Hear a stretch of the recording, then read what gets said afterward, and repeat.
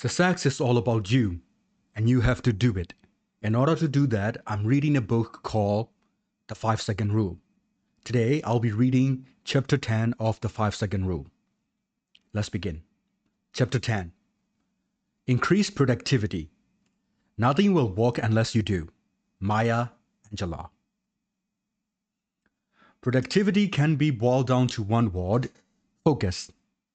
There are two types of focus you need to master. Productivity. First, the ability to manage distractions so that you can focus one moment to moment on the task at hand. And second, the skill of focusing on what's truly important to you in the big picture. So you don't waste your day on stupid stuff. We're going to explore both types of focus, take a look at the later research on the subject, learn how to use the 5-second rule to master the skills of focusing your time on what's more important and managing distractions when they pop up. Get serious about managing distractions. Managing distractions is like following through on health goals. You're never going to feel like it, you just have to make yourself do it. You already know that being addicted to your phone, texting, and answering emails is a distraction, but stopping it feels impossible. Even though you know you should turn off pop-up alerts, silence your phone, and stop checking email every 5 minutes. This knowledge doesn't change your behavior. I could bury you with research about how bad this is, but it wouldn't change your behavior. This is where the 5-second rule comes into play. You don't have to want to do it, you just have to push yourself to do it. First, you must decide that distractions are not good. Interruptions of any sort are the kiss of death for your productivity. Research shows open office spaces are a nightmare for focus. Checking email can become an addiction because of what behavior researchers call random rewards. You have to decide that your goals are more important than push notifications. It's that simple.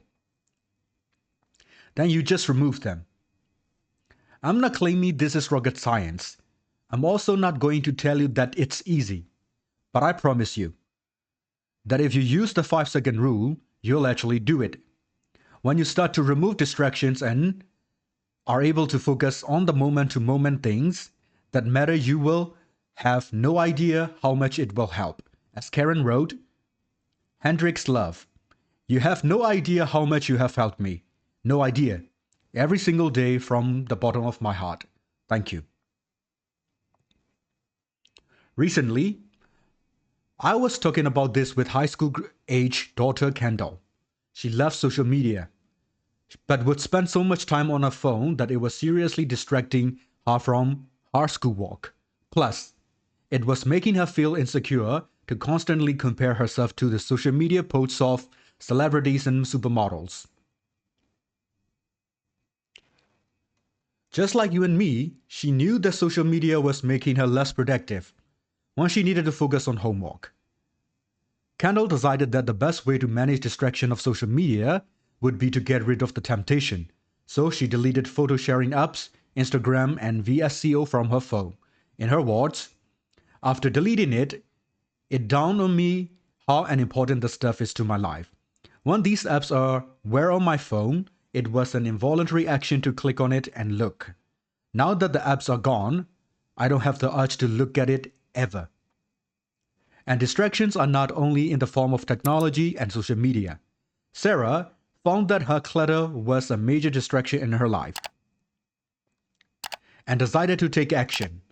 She used the rule to beat emotional hoarding and 54321 and donated, recycled, sold, and also trashed so much stuff.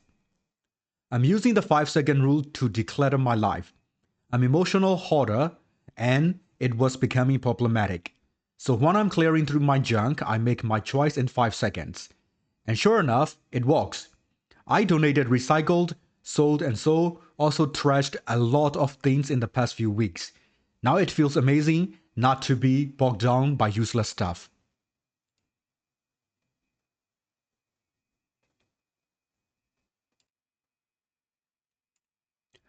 By clearing through her junk with 5-second decision, Sarah now feels amazing and is no longer bogged down.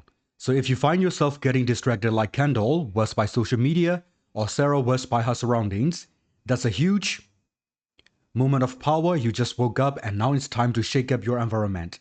5, 4, 3, 2, 1. Remove the distraction. It really is that simple, and the rewards are powerful. The harder and more powerful thing to do is to master the second type of focus, big picture focus. There's one thing I've used the 5-second rule to do that has increased my big picture focus like nothing else. Being a boss about my mornings.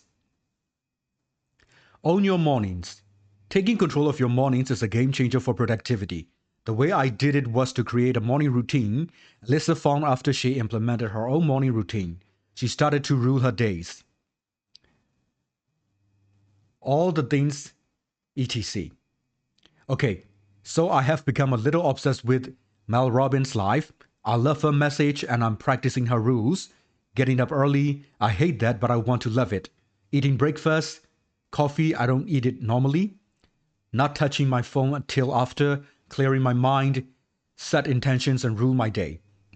Mondays, motivation, Mel Robbins. Just as Alyssa said, when you create a morning routine and follow it, you set your intentions. And over you will trigger a chain of events that will shock you. I owe my morning routine to Duke University professor Dan Ariely. According to Ariely, the first 2 or 3 hours of the day are the best hours of your brain.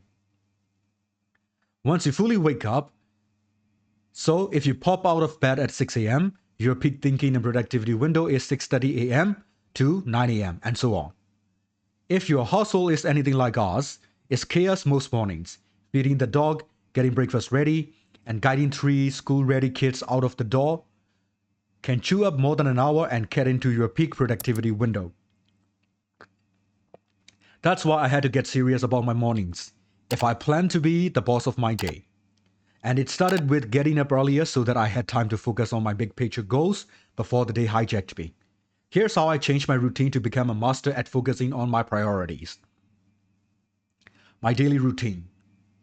1. I get up when the alarm rings. We went over the importance of this when you learn about the wake up challenge.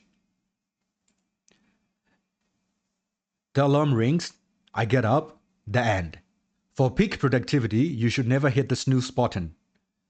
There's actually a neurological reason why, one that I learned while conducting research for this book. I know that you know that getting a good night's sleep is important for productivity, but I bet you didn't know that how you wake up is just as important how you sleep. Scientists have recently discovered that when you hit the snooze button, it has a negative impact on the brain function and productivity that can last up to 4 hours. Here's what you need to know. We sleep in cycles that take about 90 to 110 minutes to complete. About 2 hours before you wake up, these sleep cycles end and your body starts to slowly prepare to wake up. When your alarm rings, your body is in wake-up mode. If you hit the snooze button and drift back to sleep, you force your brain to start a new sleep cycle that is 90 to 110 minutes long.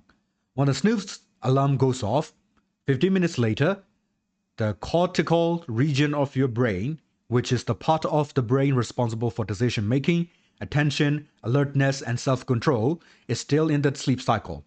It won't be able to snap awake it needs 75 more minutes to finish what the snooze button started. It can take up to 4 hours for this sleep inertia condition to wear off and for your cognitive functions to return to their full capacity. That's why you feel so darn groggy when you get up after hitting the snooze. It's not because you didn't get enough sleep, it's because once you hit the snooze button, you started a new sleep cycle and then interrupted it. On days when you hit the snooze button, there's no way you are at your best. I'm so dead serious about this. The alarm goes off, no snooze button, get up, not negotiable. 2. I walk to the bedroom and turn off the alarm. My husband and I do not have our phones or alarm clocks in our bedroom or on our nightstands. Where's my phone? In the bedroom, close enough so I can hear the phone ring if someone calls and the alarm ring in the morning, but far enough so that I don't fall to temptation. If my phone is on the nightstand, I will grab it without thinking and stay in bed reading emails. You know you're guilty of the same. If it's in the reach, it's easy to grab without thinking. A majority of adults read emails before they get out of bed. And a recent study from Deloitte reports that one-third of adults and one-half of those under the age of 35 actually wake up and check their phones in the middle of the night. By putting my phone alarm in the bedroom, I'm making it harder to succumb to the habit of reaching for my phone. And I'm setting myself for a good night's sleep. 3. I brush my teeth and focus on the day ahead. I use the 3 to 5 minutes of the time that I spend washing my face and brushing and flossing my teeth to focus on my thoughts, on what I really want and need to do for me and my big picture goals.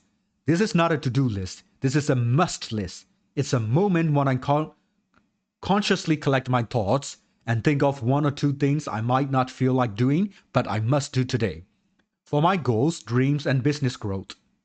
Researchers call these SMART goals: specific, measurable, achievable, realistic, timely. I just call them 2 things that will guarantee forward progress on things that matter to me. It's usually the crap I don't feel like doing, just as Morphin described. This is by Morphin. Mel Robbins: watch your tech talk, woke up 1 hour earlier, and will finally force myself to do some crap I don't feel like doing. What did? Thank you. Number 4. I get dressed, make my bed, walk into the kitchen, and pour a cup of coffee. Have you noticed that what I haven't done yet? I haven't looked at my phone or gone online to check my mail. Why? Because I know that the second I do, I will lose my focus. The moment you check email, read the news, or surf social media, someone else's priorities jump in front of yours. Do you think that Bill Gates and Oprah are lying in bed scrolling through social feeds? No. And neither should you. You must put yourself first. So do not check email until you plan your day. 5. Write down 1 to 3 musts and why they are important. In my cheapo daily planner that I bought at an office supply store, I believe it's a cheap because, wrong spelling here. I jot down the 1, 2, or 3 things that I feel I must do today that are for me. There are a couple of reasons why this is an important step. 1. Because I'm a visual person. And 2, according to research by Dominican University of California, psychology professor Dr. Gil Matthews, by simply writing down your goals, you are 42% more likely to achieve them. Having them written in your planner means that I will see them throughout the day and be reminded to act. Having the why statement reminds me of why these goals are important and gives me an added push. If I put them in my electronic calendar, I'll forget about it. Half the time, I walk into a room and I can't remember what I walked in for. So I stock myself with my musts by keeping them written down. When they are in my planner, which is something that I look at throughout the day, I'm cued visually. Seeing my musts reminds me to do these tasks. You can do this in a notebook, in your calendar, whatever, just write them down and keep them with you, just like Sharon does. Sharon: Mel Robbins: I'm in control of my task list. 5-second rule, #thank you. 6. I plan my day and take 30 before 7:30 a.m. I plan and often execute the most important musts first, before I check my phone or go online and check email. I do this using a tool called 30 before 70 a.m. I take 30 minutes before 7:30 a.m. to plan my day. During this time block, I either start working on my 2 or 3 musts, or I schedule time to get them done later in the day. If I'm home, I try to start this planning session at 7 a.m. The less one of our kids leave for the bus. These 30 minutes are critical to my success. By setting up your day to make sure that you focus on the right things, as Jeremy does, you prime yourself to be much more productive and successful in accomplishing your goals for the day. 𝕊𝕐𝕠𝕟𝕕. I don't know how to spell this name. This is a Instagram handle. Mel Robbins Life. I've been using the rule so much lately. It has helped me so much be so much more productive, and it helps me focus on the right things. Thank you so much. The concept of study before 7:30 a.m. cannot be done once you walk into the office. You must do this at home or at your favorite coffee shop or on the train or sitting in your car in the parking lot. I'm not kidding. The moment you walk into your office and answer that first email or take the first call, your day is gone. Professor Soon Carlson stated how CEOs get so much accomplished. What was the secret of these high-power executives? They walked at home for 90 minutes because there was some chance of concentration. At work, they reported being interrupted every 20 minutes. And what did I tell you about interruptions? It's the kiss of death to productivity. Why else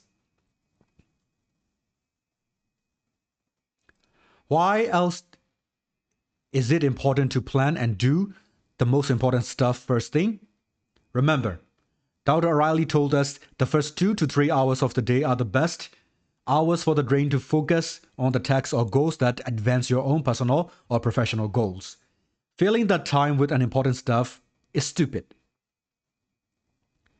Answering emails, taking phone calls, and sitting in meetings have a way of taking over your schedule and rarely lead to making major improvements in your life. For your own happiness and to protect the time necessary to focus on the deep work, the first few hours of your day must be grabbed by you. For you. Fight for it.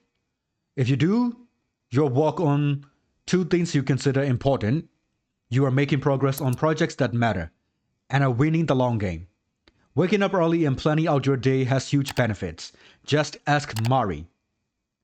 I left your TEDxSF talk and immediately wrote a blog post and started on a book. I've been getting up at 5 a.m. for a couple of weeks and enjoying the benefits immensely.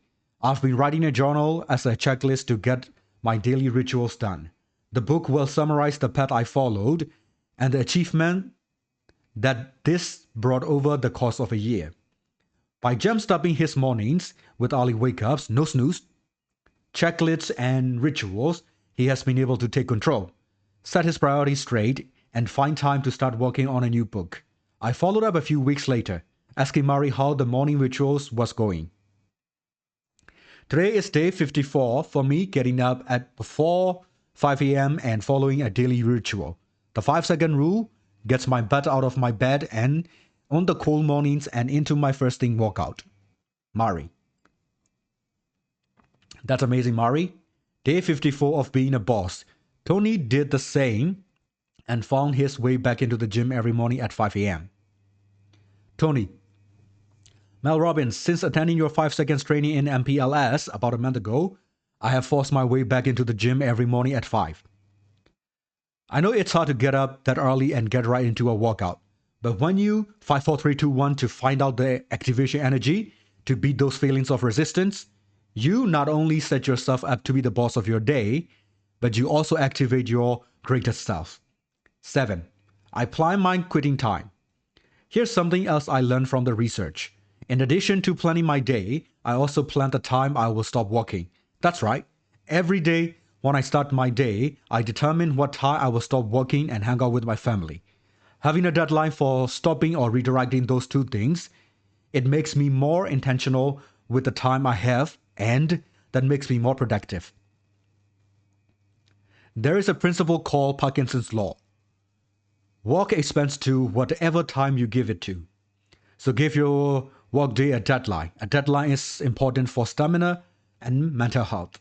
It forces you to focus and be serious about taking the first break from work. It's a break that we all need to be present with our families and give our brains the time to rest, recharge, and reset that they require. I'm not going to lie, I have had to use the rule to force myself 5, 4, 3, 2, 1 to turn off the computer to stop working for the day more often than I would like to admit. Using this daily routine has helped immeasurably. It is how I put my priorities ahead of putting out daily fires. I feel more in control because I own my actions from the moment the alarm rings. I have more clarity, which helps spot opportunities because I have defined the 2 to 3 big picture musts that will move my goals forward. If I notice myself detouring from my routine or getting distracted, That's a moment of power. I use the rule 5, 4, 3, 2, 1 to get back on track. Of course, you can create any routine that works. But if you are looking for a way to start, try mine. Lots of people have found greater success adding exercise, meditation, and gratitude lists to their morning routines. Road test them all to see what works best for you. What I'm telling you is simple, it's obvious, and it works. Customize it so it works for you. But by all means, 5, 4, 3, 2, 1 to do it. When you do the work to be the boss of your day, as Christine says, it's a real game changer. She has achieved the highest rank in her company and is on fire. Christine, I have learned that I can push myself to the limits I never thought possible. I have learned it is as simple as 5, 4, 3, 2, 1. Thank you, Mel Robbins, for your talk. A real game changer. I have learned that no matter what you want, if you work hard enough, it will and it can happen. I have met some of the most amazing people that have achieved the highest rank possible within our company, and I have learned so many tips and tricks to work my business. My mind is spinning and on fire. Now it's your turn. Start before you're ready. Don't prepare, begin. And that is all for chapter 10. Tomorrow I'll be reading chapter 11, Ending Procrastination. If you haven't followed me, you should. If you haven't listened to the previous chapters that I have read, you must. They are in my channel, YouTube channel, and TikTok account. This is Danny the Reader. See you on the next one. Bye-bye.